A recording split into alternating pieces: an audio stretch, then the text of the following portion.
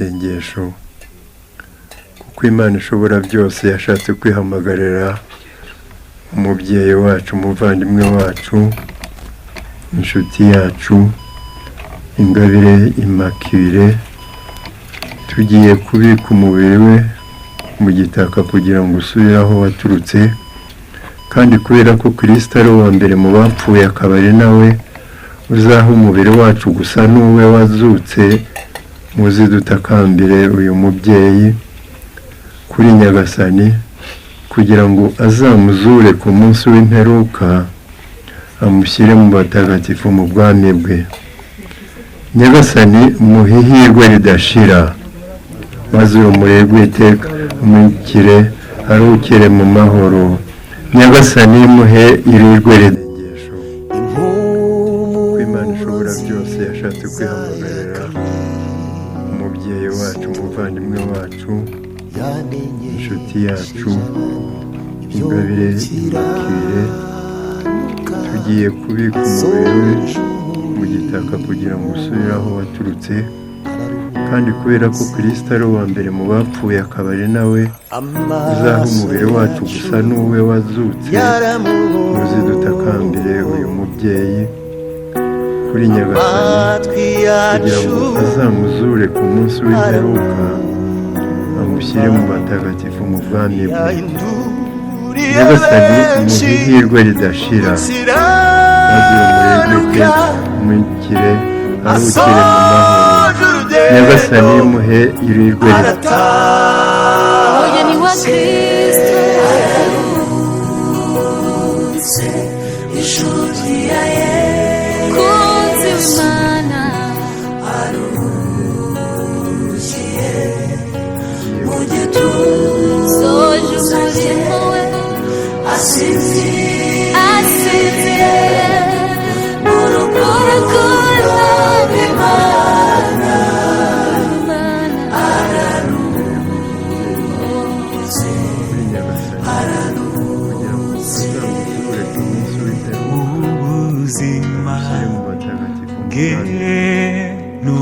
Nyagasani muhihirwe ridashira, n'igihamya cy'uko yabanye n'Imana. Nyagasani muhe irirwe n'urwandiko rwiza yatwandikiye tuzahora dusoma.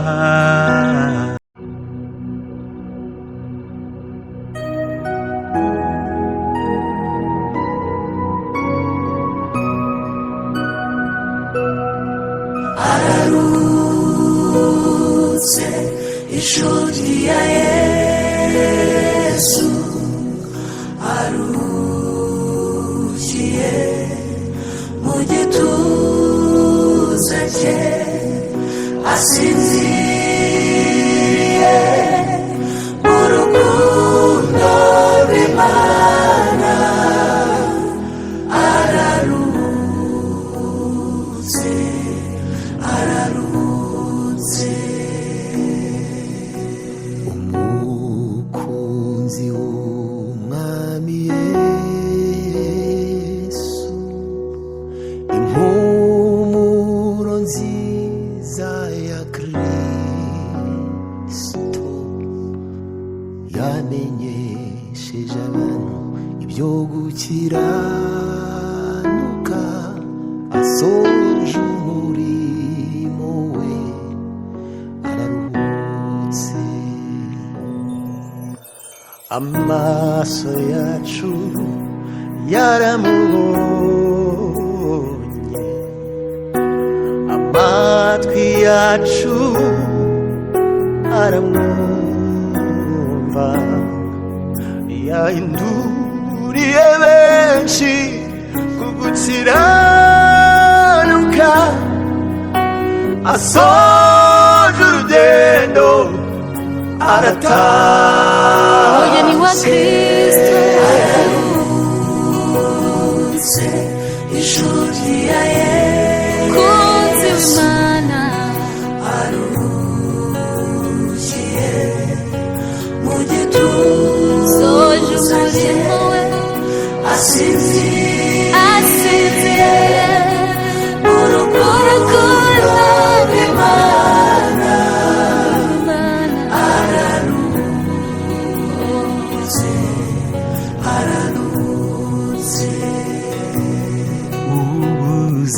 ubuzima bwe n'ubutumwa n'igihamya cy'uko yabanye n'Imana n'urwandiko rwiza yatwandikiye tuzahora dusoma. Araruhutse ubuzima bwe n'ubutumwa n'igihamya cy'uko yabanye n'Imana n'urwandiko rwiza yatwandikiye tuzahora dusoma. Araruhutse soje imirimo ye, araruhutse inshuti ya Yesu aruhukiye mu gituza, aruhutse imiruho n'imihati, asinziriye mu rukundo rw'Imana. Araruhutse araruhutse araruhutse nubwo amarira atemba ku maso yacu, imitima yacu iririmbana n'ijuru kubw'ihumure duhabwa na Kristo, ko n'urupfu rutadutanya nawe. Araruhumurizwa na Kristo duhabwa na Kristo, ntacyadutanya nawe, ntacyo rutadutanya nawe. Tuzahumurizwa na Yesu, duhabwa na Kristo, ko n'urupfu rutadutanya nawe. Araruhutse nimuhumure komezwe na Kristo, urupfu ntirwadutandukanya nawe, tuzaruhuka.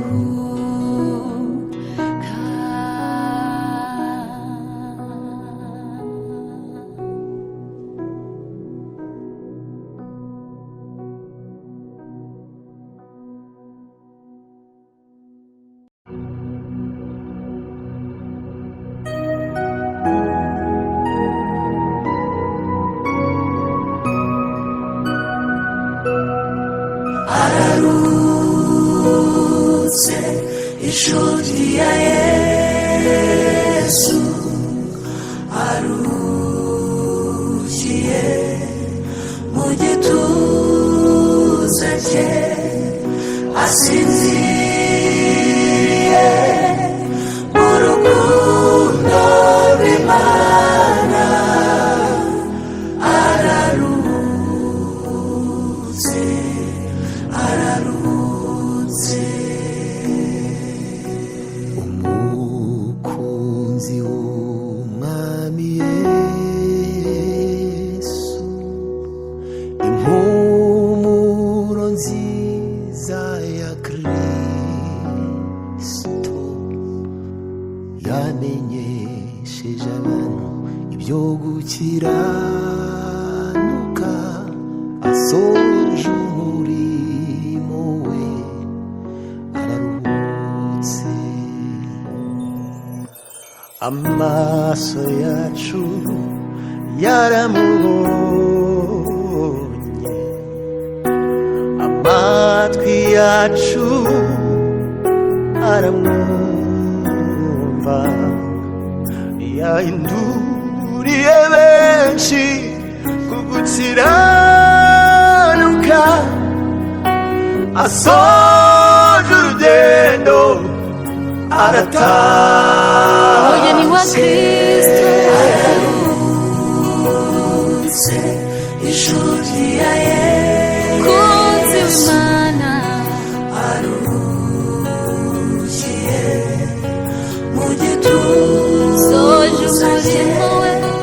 asinziriye mu rukundo rw'Imana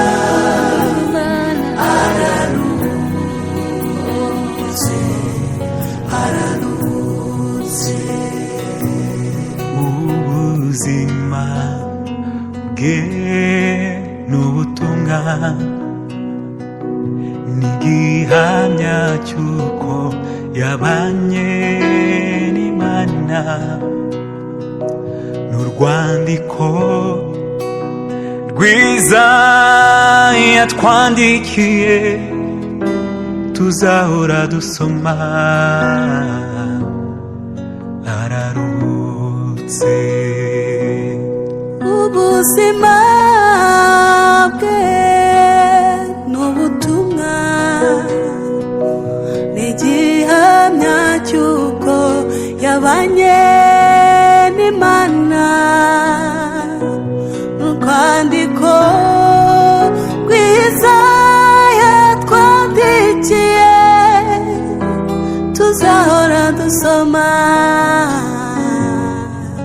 araruhutse soje imirimo ye araruhutse inshuti ya Yesu aruhukiye mu gituza aruhutse imiruho n'imihati asinziriye mu rukundo rw'Imana araruhutse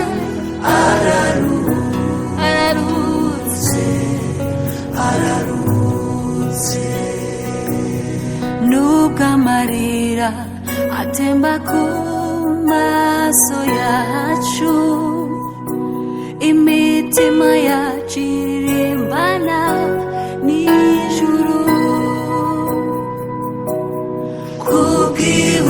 kubw'ihumure duhabwa na Kristo ko n'urupfu rutadutanya nawe araruhumurizwa na Kristo duhabwa na Kristo ntacyadutanya nawe ntacyo rutadutanya nawe araruhumurizwa tuzahumurizwa na Yesu duhabwa na Kristo ko n'urupfu rutadutanya nawe araruhutse nimuhumure mukomezwe na Kristo urupfu ntirwadutandukanya nawe tuzaruhuka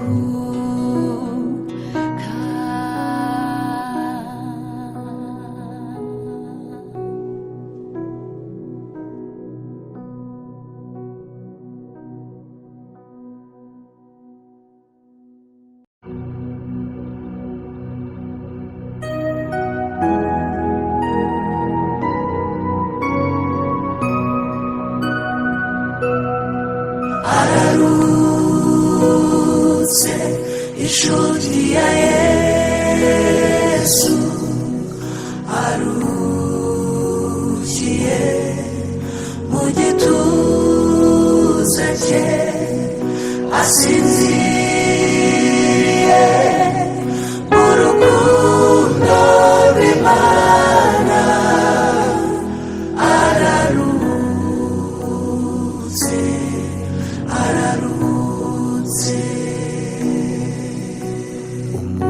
umukunzi w'umwami Yesu impumuro nziza ya Kristo yamenyesheje abantu ibyo gukiranuka asoje umurimo we araruhutse amaso yacu yaramubonye amatwi yacu aramwumva yahinduriye benshi kugukiranuka asoje urugendo arataha umugeni wa Kristo ararutse ijuru ryaye kunzi w'Imana arukiye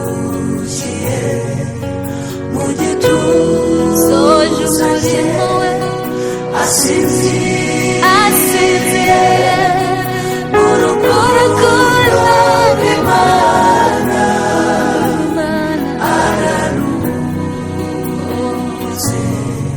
ararutse ubuzima bwe n'ubutumwa n'igihamya cy'uko yabanye n'Imana n'urwandiko rwiza yatwandikiye tuzahora dusoma ararutse ubuzima bwe n'ubutumwa n'igihamya cy'uko yabanye n'Imana n'urwandiko rwiza yatwandikiye tuzahora dusoma ararutse soje imirimo ye ararutse ijuru ryaye arukiye mu gituza asinziriye mu rukundo rw'Imana ararutse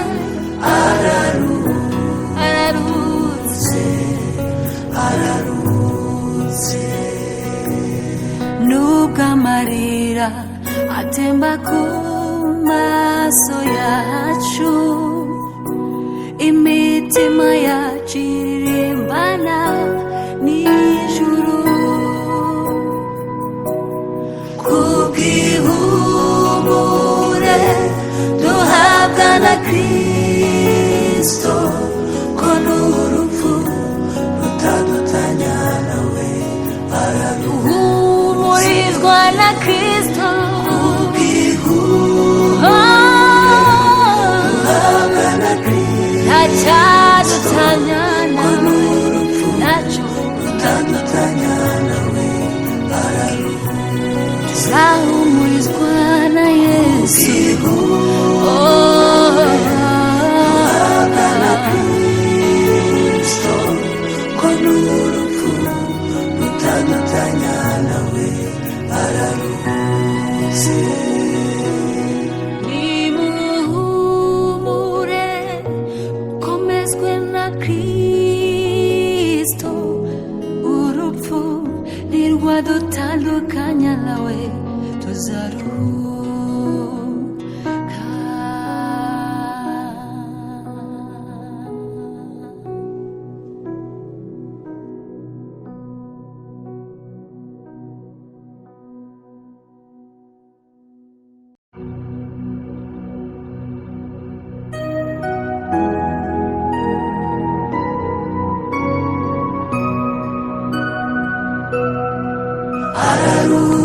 ararutse ijuru rya Yesu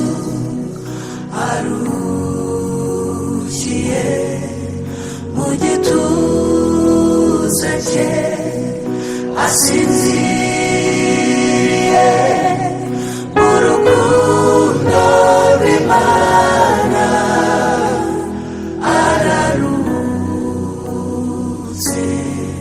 ararutse umukunzi w'umwami Yesu impumuro nziza ya Kristo yamenyesheje abantu ibyo gukiranuka, asoje umurimo we araruhutse.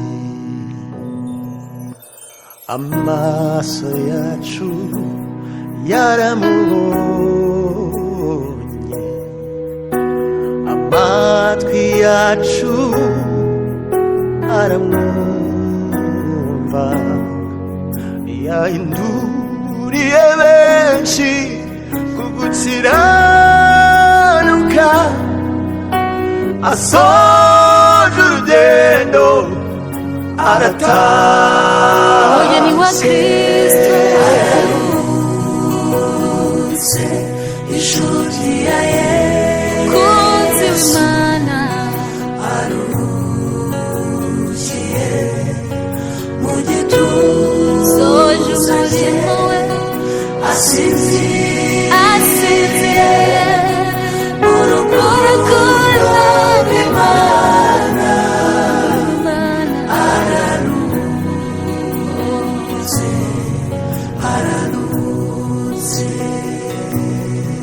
ubuzima bwe n'ubutumwa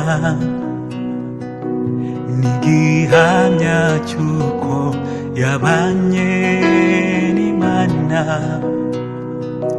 n'urwandiko rwiza yatwandikiye tuzahora dusoma. Araruhutse. ubuzima bwe n'ubutumwa n'igihamya cy'uko yabanye n'Imana, n'urwandiko rwiza yatwandikiye tuzahora dusoma. Araruhutse, soje imirimo ye Araruhutse,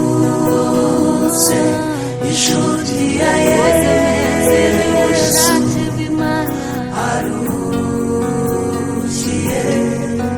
mu gituza, aruhutse imiruho n'imihati asinziriye mu rukundo rw'Imana. araruhutse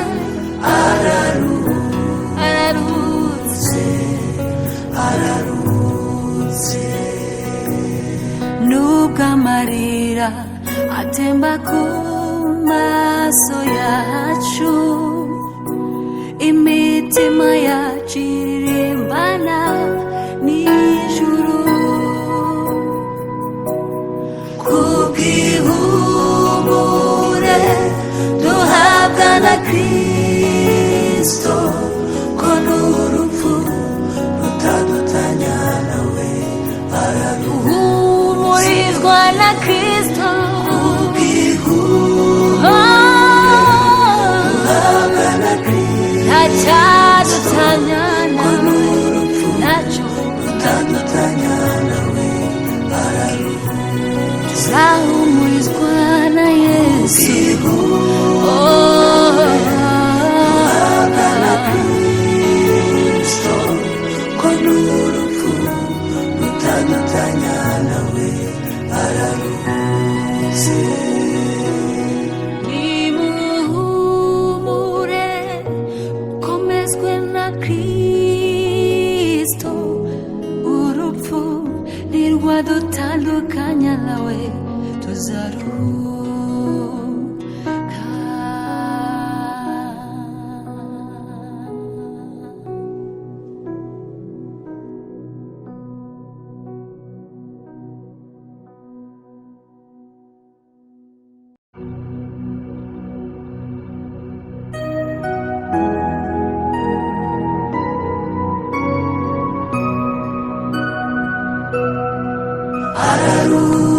Araruhutse, ijuru rya Yesu aruhukiye mu gituza cye, asinziriye mu rukundo rw'Imana araruhutse araruhutse. Umukunzi w'Umwami Yesu, impumuro nziza ya Kristo yamenyesheje abantu ibyo gukiranuka, asoje umurimo we araruhutse. Amaso yacu yaramubonye, amatwi yacu aramwumva, yahinduriye benshi ku gukiranuka, asoje urugendo arataha. Umugeni wa Kristo araruhutse, inshuti ya Yesu, kunzi w'Imana aruhukiye mu gituza soje umurimo we asinziriye mu rukundo rw'Imana araruhutse araruhutse. ubuzima bwe n'ubutumwa n'igihamya cy'uko yabanye n'Imana, n'urwandiko rwiza yatwandikiye tuzahora dusoma. Araruhutse. ubuzima bwe n'ubutumwa n'igihamya cy'uko yabanye n'Imana, n'urwandiko rwiza yatwandikiye tuzahora dusoma. Araruhutse soje imirimo ye araruhutse, inshuti ya Yesu, aruhukiye mu gituza aruhutse imiruho n'imihati asinziriye mu rukundo rw'Imana araruhutse araruhutse araruhutse. nubwo amarira atemba ku maso yacu, imitima yacu irimbana n'ijuru kubw'ihumure duhabwa na Kristo, ko n'urupfu rutadutanya nawe humurizwa na Kristo. duhabwa na Kristo, Ntacyadutanya nawe, ntacyo rutadutanya nawe tuzahumurizwa na Yesu. duhabwa na Kristo, ko n'urupfu rutadutanya nawe araruhutse. Nimuhumure, mukomezwe na Kristo, urupfu ntirwadutandukanya nawe tuzaruhuka.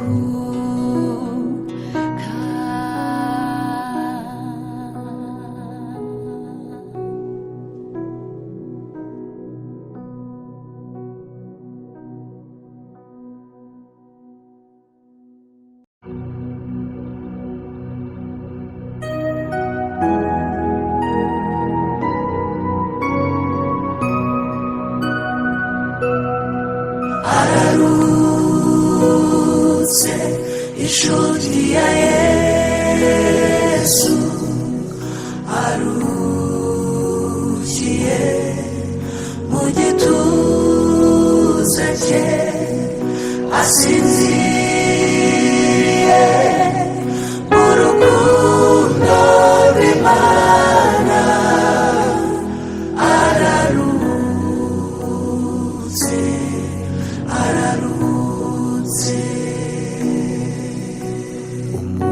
umukunzi w'umwami Yesu impumuro nziza ya Kristo yamenyesheje abantu ibyo gukiranuka asoje umurimo we araruhutse amaso yacu yaramubonye amatwi yacu aramwumva yahinduriye benshi ku gukiranuka asoje urugendo arataha Umugeni wa Kristo ararutse ishuri ya Yesu kunzi w'Imana arukiye mu gituza soje umurimo we asinziriye mu rukundo rw'Imana ararutse ararutse ubuzima bwe n'ubutumwa n'igihamya cy'uko yabanye n'Imana n'urwandiko rwiza yatwandikiye tuzahora dusoma ararutse ubuzima bwe n'ubutumwa n'igihamya cy'uko yabanye n'Imana n'urwandiko rwiza yatwandikiye tuzahora dusoma ararutse soje imirimo ye ararutse ishuri ya Yesu arukiye mu gituza cye asinziriye mu rukundo rw'Imana ararutse ararutse ararutse nubwo amarira atemba ku maso yacu imitima yacu iririmbana n'ijuru kubw'ihumure duhabwa na Kristo ko n'urupfu rutadutanya nawe humurizwa na Kristo kubw'ihumure duhabwa na Kristo